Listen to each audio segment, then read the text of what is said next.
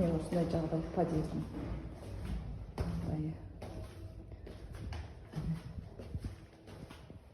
Ешкім қарамайды. Несін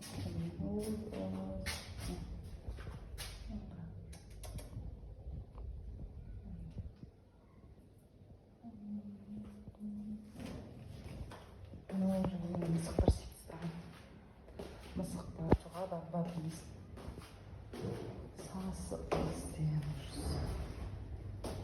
Бір-екі рет өзім шыққам, одан кейін қайдағы ешкім жүрмайды.